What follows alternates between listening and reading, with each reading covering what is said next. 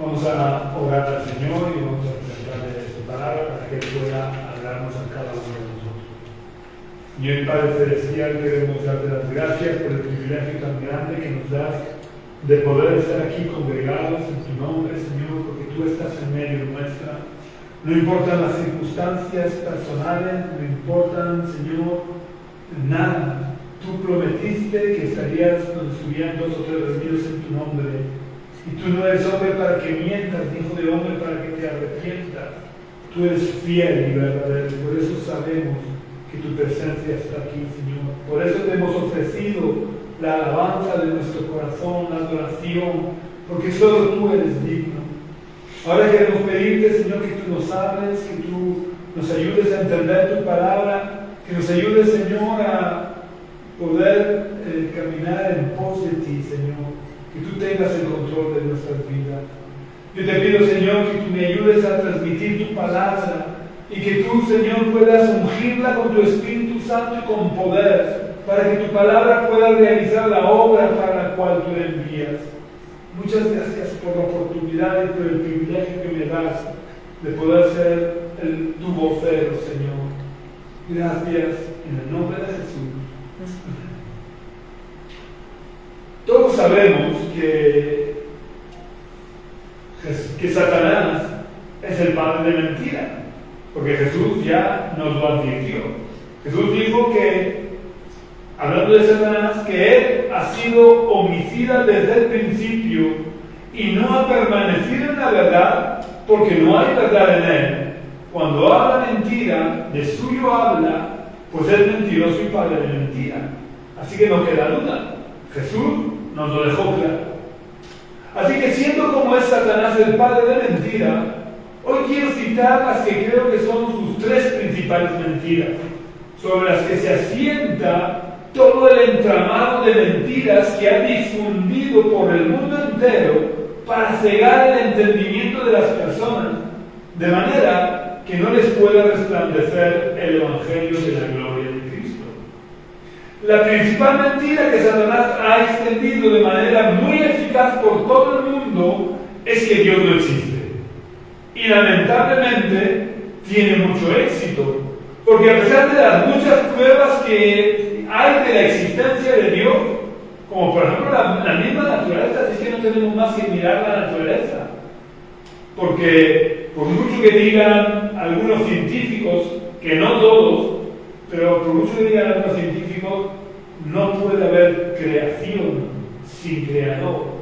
Como no puede haber un reloj como este, ni como ninguno, no puede haber un reloj sin un relojero que lo haga. La mayoría de las personas prefieren creerse la mentira difundida por Satanás de que Dios no existe y que todo ha surgido por casualidad como consecuencia de una gran explosión cósmica, porque de esa manera pueden acallar sus conciencias pensando que pueden hacer lo que quieran sin tener que dar cuentas a nadie. Otra gran mentira que ha difundido Satanás desde los tiempos más remotos de la antigüedad está muy ligada a la mentira de que Dios no existe. Y es que él, Satanás, no existe tampoco. Porque claro, sería muy difícil justificar su existencia sin tener que reconocer la existencia de Dios. Satanás solo reconoce la existencia de ambos, es decir, Satanás solo reconoce la existencia de Dios y su propia existencia ante sus servidores, haciéndoles creer otra gran mentira, que él venció a Dios y que él va a reinar en el infierno, por lo que todos sus servidores reinarán con él. La última gran mentira de Satanás que voy a citar es hacer creer a la humanidad que el infierno no existe. Como ya he dicho antes, salvo a sus seguidores a los que les hace creer que él reinará en el infierno, en general, él hace creer a las personas que el infierno no existe. Porque si con la muerte se acaba todo y no hay premio ni castigo, podemos vivir conforme nos dé la gana. Porque nuestros actos y nuestras decisiones no tendrán consecuencias después de la muerte. Así que como les dijo Pablo a los cristianos de la ciudad de Corinto, en en la segunda parte del versículo que se encuentra en 1 Corintios 15:32, si los muertos no resucitan, comamos y bebamos, que mañana moriremos. Esto es así, si el infierno no existe, si no hay premio ni castigo, comamos y bebamos, que mañana moriremos y todo se acabará. Así que yo quiero plantearte la pregunta: ¿tiene razón Satanás que el infierno no existe? Porque algunos, incluso algunos que se llaman cristianos, se hacen eco de esta mentira de Satanás, argumentando que un Dios de amor no puede condenar a nadie al infierno por toda la eternidad. Pero la Biblia, y no los argumentos, para eso vamos a leer en primer lugar lo que dijo Jesús a los religiosos de su época. Vamos a leer en Mateo capítulo 23, versículo 33, donde Jesús dijo: serpientes, generación de víboras, ¿cómo escaparéis de la condenación del infierno? Si partimos de la base que Jesús no puede mentir, porque el apóstol Pedro escribe en 1 Pedro capítulo 2, versículo 22, Él no cometió pecado ni se halló engaño en su boca, entonces el infierno tiene que existir. Además del versículo que he leído, hay muchas referencias. Jesús hizo muchas referencias al infierno a lo largo de toda su vida. Así que, si somos cristianos, tenemos que asumir, no tenemos más remedio que asumir la existencia del infierno. La cuestión real no es si el infierno existe o no, dado que Jesús habló del infierno en repetidas ocasiones. La cuestión es en qué consiste el infierno. Y también si hay diferentes grados de condenación o sufrimiento en el infierno. Así que voy a tratar de explicar lo que enseña la Biblia en cuanto al infierno, para que los que escojan pasar la eternidad en el infierno sepan a qué se van a enfrentar, teniendo en cuenta que la eternidad es la eternidad, es decir, la eternidad es para siempre, por lo que es mejor pensarse dos veces antes de tomar una decisión de dónde queremos pasar la eternidad. ¿La queremos pasar en el infierno o la queremos pasar en la presencia de Dios? Por eso voy a hablar de lo que supone el infierno, para que aquellos que prefieren ir al infierno sepan a dónde van a ir. También hay que tener en cuenta que escoger pasar la eternidad en el infierno no implica que uno diga o piense: yo escojo pasar mi eternidad en el infierno. No es una decisión que necesites tomar. Escoger pasar la eternidad consiste en escoger no hacer caso de Dios ni de su palabra.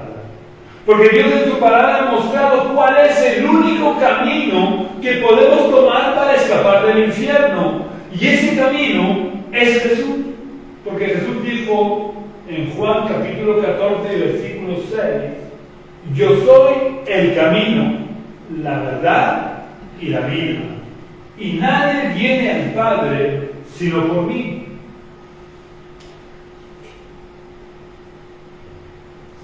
Por lo que rechazar a Jesús es escoger de manera implícita pasar la eternidad en el infierno.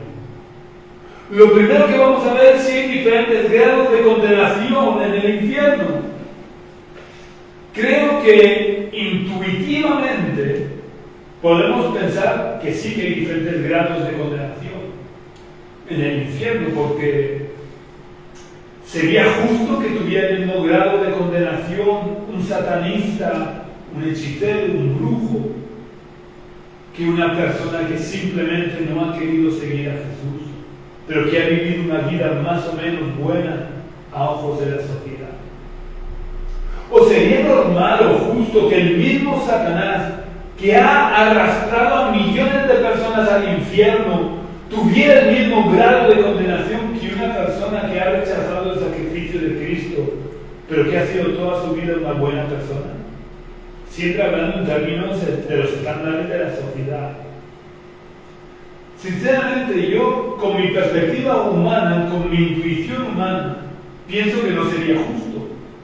Pero como lo que vale no es lo que yo pienso o lo que yo creo o lo que yo siento, sino lo que dicen las Escrituras, vamos a volver a Mateo 23. Pero vamos a leer en uno de los versículos anteriores, vamos a leer el versículo 14. Mateo capítulo 23, versículo 14.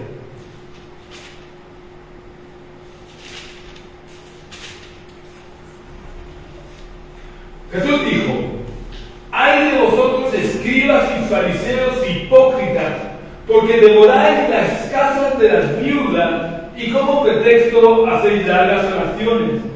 Por esto recibiréis mayor condenación. Jesús le dijo a los escribas y fariseos que por culpa de su hipocresía recibirían mayor condenación.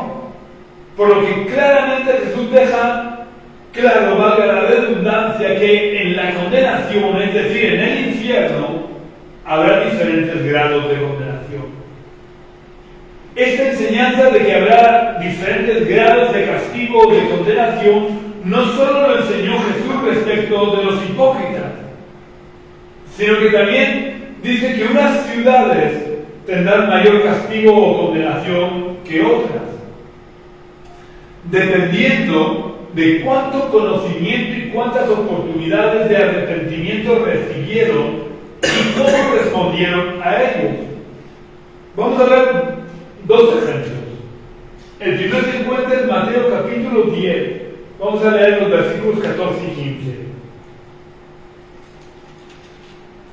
Mateo capítulo 10, versículos 14 y 15, Jesús dijo: si alguien no os recibe ni oye vuestras palabras, salid de aquella casa o ciudad y sacudid el polvo de vuestros pies. De cierto os digo que en el día del juicio será más tolerable el castigo para la tierra de Sodoma y de Gomorra que para aquella ciudad. Sabemos que Sodoma y Gomorra hacía ya muchos siglos que habían sido totalmente destruidas por un juicio de Dios por sus muchos pecados. Por lo que Jesús no se podía estar refiriendo a un juicio físico en su presente, sino que se estaba refiriendo claramente al juicio final, hablando del castigo eterno. Por lo que de nuevo Jesús establece que en la condenación eterna habrá diferentes grados de castigo que estarán en función del conocimiento que hayamos alcanzado, de nuestras oportunidades de arrepentimiento que nos haya dado Dios y de cómo hayamos respondido nosotros a esas oportunidades que Dios nos ha dado. El segundo ejemplo que vamos a ver se encuentra en el Evangelio de Lucas, capítulo 10.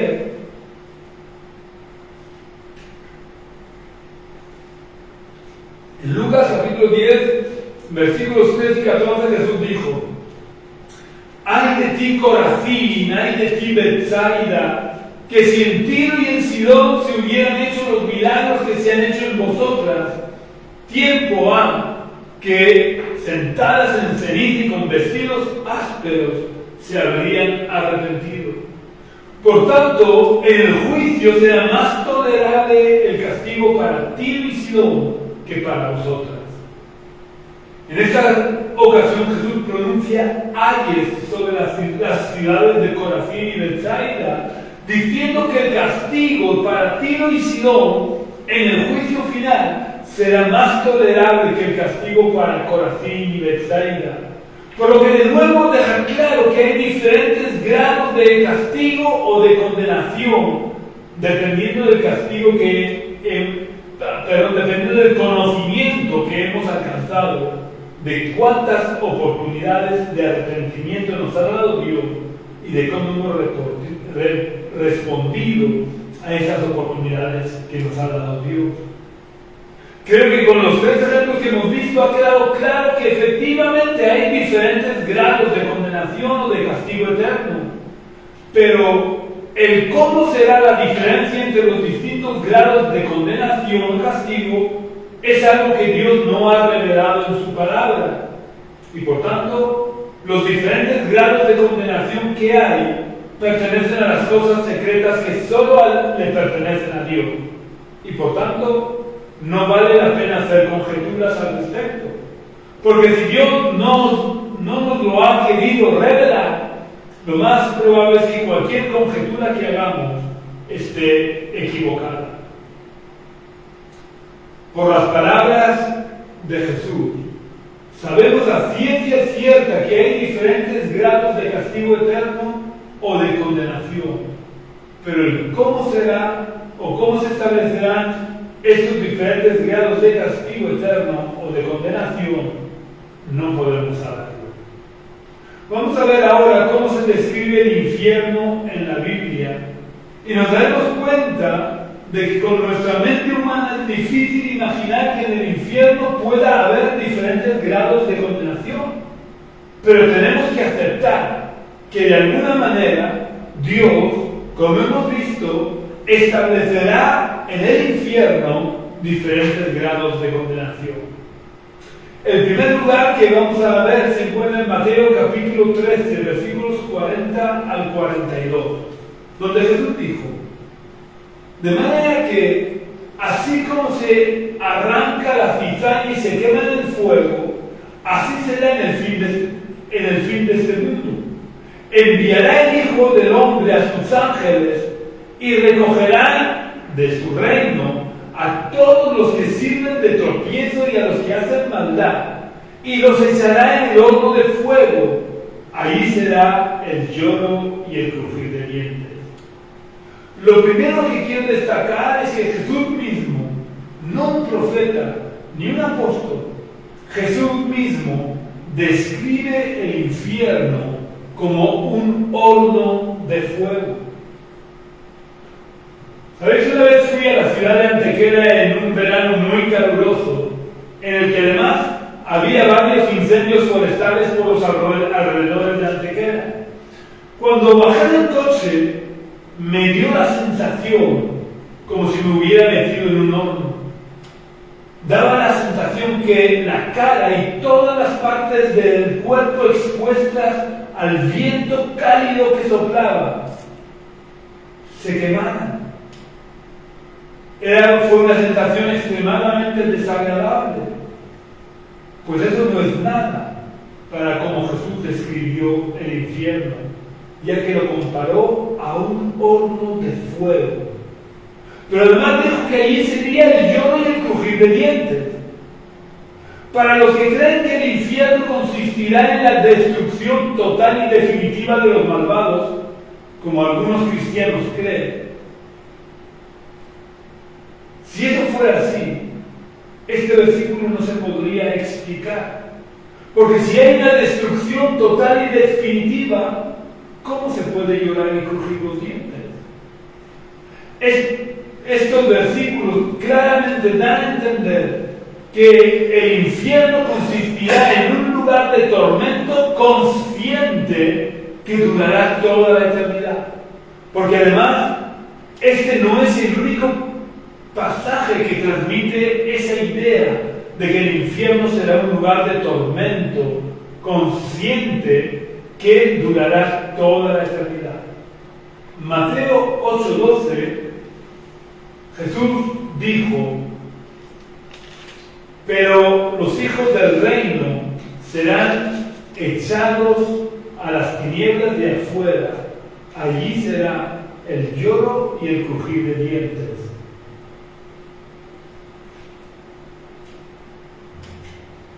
En este pasaje el infierno es descrito por Jesús de una manera más suave, ya que según este versículo el infierno consistirá en ser expulsados de la presencia de Dios.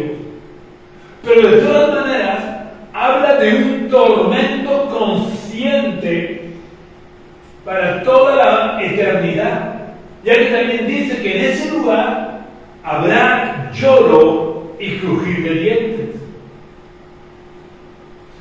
Otra descripción del infierno, tan terrible o más que la que vimos en Mateo 13, la encontramos en el libro del Apocalipsis, capítulo 20 y versículo 15, donde dice: el que no se halló inscrito en el libro de la vida fue lanzado al lago de fuego.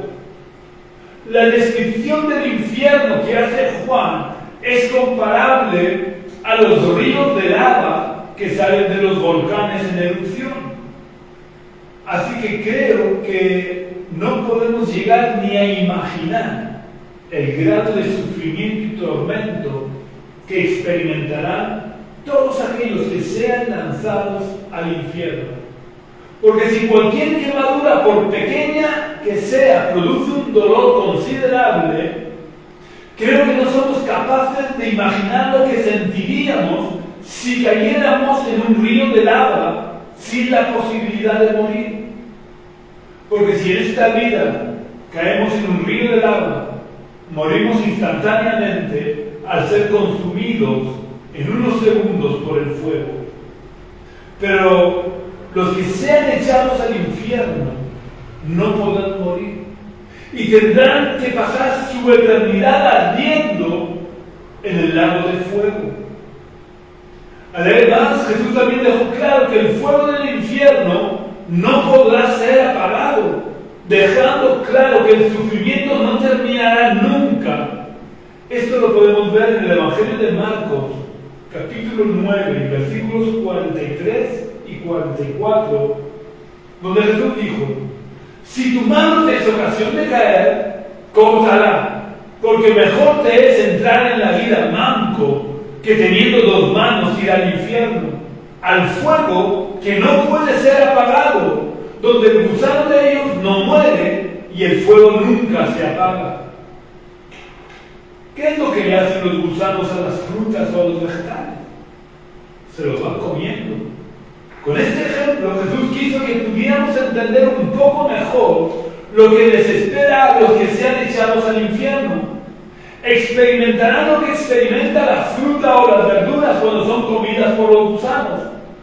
Y la eternidad del castigo y tormento lo expresa al decir que el gusano no muere y que el fuego nunca se apaga.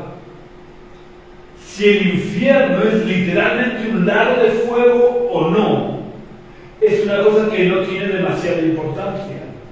Lo que sí es de suma importancia es que seamos conscientes de que el infierno será un lugar terrible, un lugar de terrible sufrimiento y tormento que no acabará nunca, por lo que nos conviene no creer las mentiras de Satanás y volvernos a Dios de todo corazón y comenzar a caminar por el único camino que nos puede llevar a escapar del infierno, que como hemos visto antes es Jesús.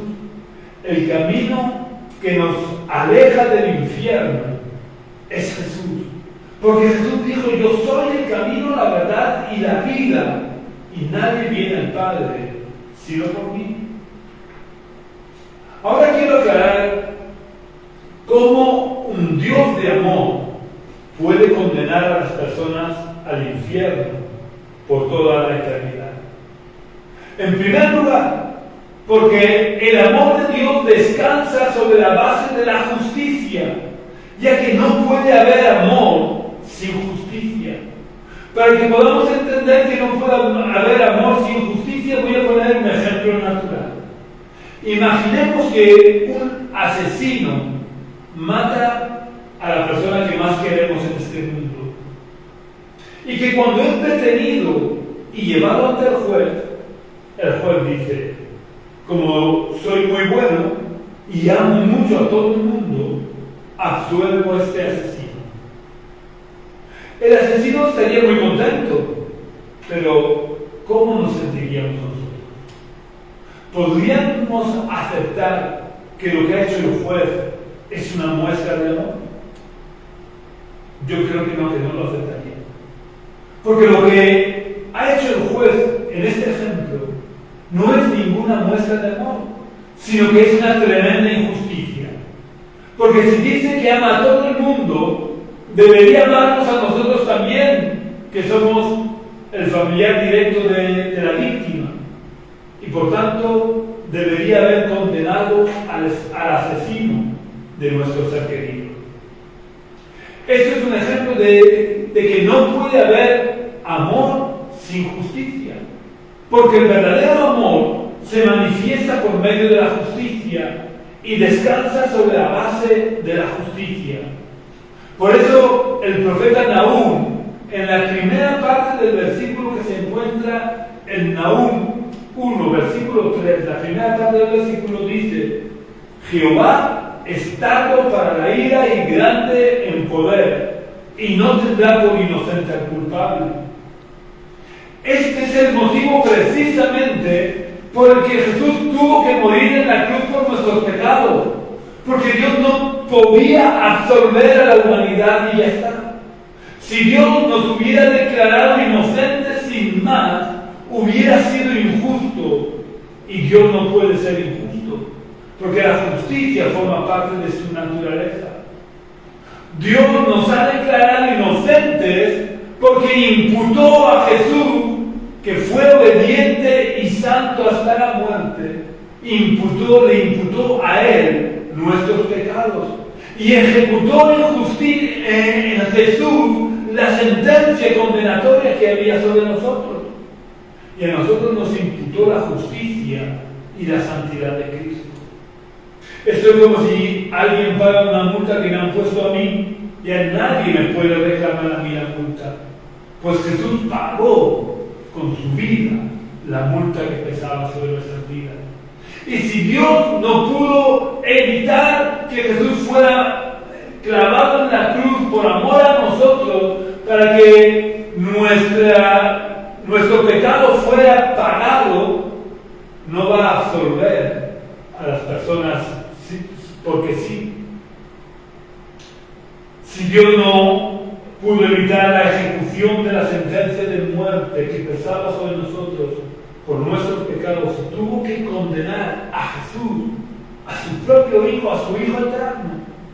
¿Cómo va a dejar sin ejecutar la sentencia que pesa sobre todas las personas que rechazan el pago de la sentencia efectuado por Jesús en la cruz?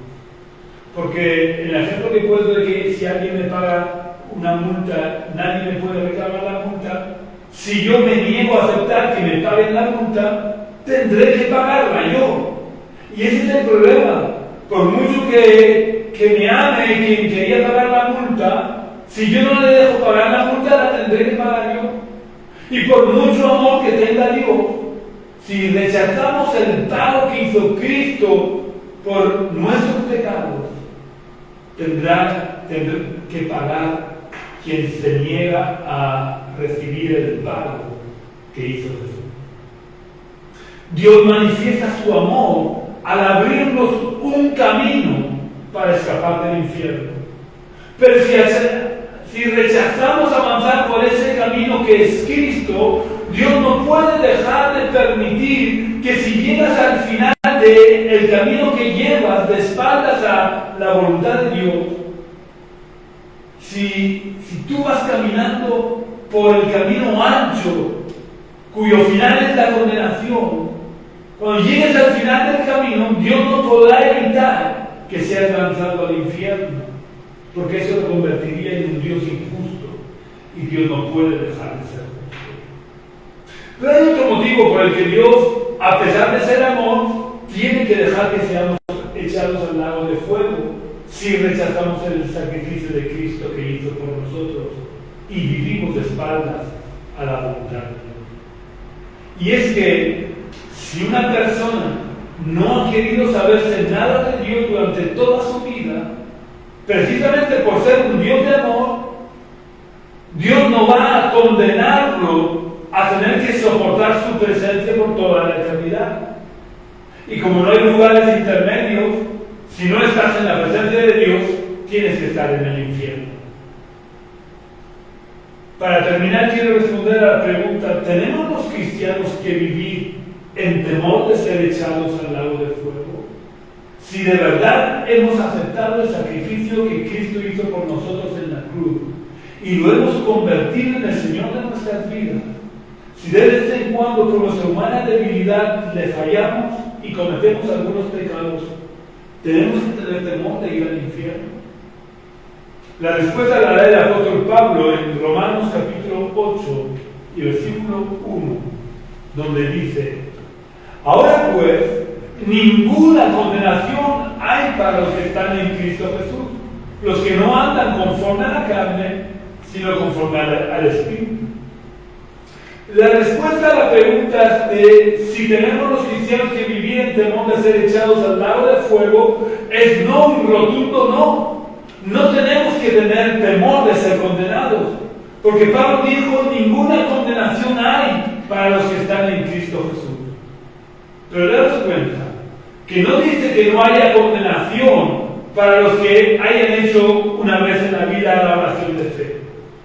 Dice que no hay condenación para los que están en Cristo Jesús, es decir, para los que no andan conforme a la carne, sino conforme al Espíritu. Si yo ando conforme al Espíritu, no tengo nada que temer, aunque a veces cometa fallos, aunque a veces pueda pecar. Si yo estoy andando en el Espíritu, no tengo nada que temer. Lo que Pablo está diciendo con estas palabras es que se tiene que ver que estamos en Cristo Jesús por nuestro fruto. Porque por el fruto se conoce al árbol, ya Jesús lo advirtió, que al árbol se le conoce por el fruto. Y por el fruto sabemos si estamos en Cristo Jesús o no. ¿Y cuál es el fruto que se tiene que ver para saber que estamos en Cristo Jesús? El fruto que se tiene que ver es el que Pablo describe en su carta a los Gálatas, capítulo 5, versículos 22 y 23.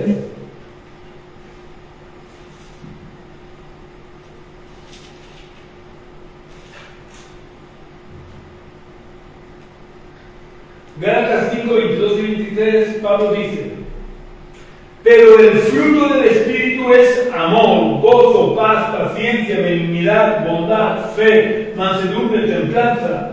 Contra tales cosas no hay ley. Daros cuenta de que Pablo no habla de muchos frutos. Aquí algunos se equivocan y hablan de los frutos del Espíritu. Si leemos correctamente, vemos como Pablo dice que el fruto del Espíritu, es decir, está hablando en singular, no en plural. Por lo que todo lo que cita después no son diferentes frutos, sino que son partes del mismo fruto, del fruto del Espíritu. Así que de la misma manera que si yo te doy una piel de plátano, no puedo decir que te he dado un plátano. O si te doy el hueso de un melocotón, no puedo decir que te he dado un melocotón. Si me falta alguna de las partes citadas por Pablo, no puedo decir que tengo el fruto del Espíritu. Por eso debemos día a día ir avanzando por el camino de la santificación y no quedarnos estancados, para que lleguemos a tener de verdad el fruto del Espíritu. Pero quiero insistir en que si como cristianos vivimos guardando los mandamientos del Señor, porque hemos convertido a Jesús en el Señor de nuestras vidas, a pesar de nuestros fallos, a pesar de nuestra humana debilidad, no debemos de vivir con temor de ser echados al infierno, porque como dijo Pablo a los cristianos de Roma, ninguna condenación hay para los que están en Cristo Jesús. Pero si rechazas a Cristo y el sacrificio que Él hizo por ti en la cruz, ten por cierto que tu destino eterno será el infierno. Así que tú decides dónde quieres pasar la eternidad, gozando de una vida plena, llena de la presencia de Dios, o en un lugar de tormento llamado infierno o lago de fuego.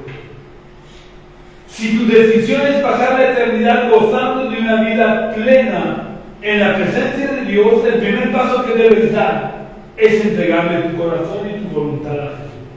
para que Él pueda reinar sobre tu vida. Si este es tu deseo, te invito a que cierres por unos momentos tus ojos y repitas la oración que voy a hacer. Vamos a orar al Señor. Señor, yo quiero pedirte perdón por mis pecados. Reconozco que soy pecador. Reconozco que he vivido de espaldas a tu voluntad todo este tiempo y te pido que me perdones.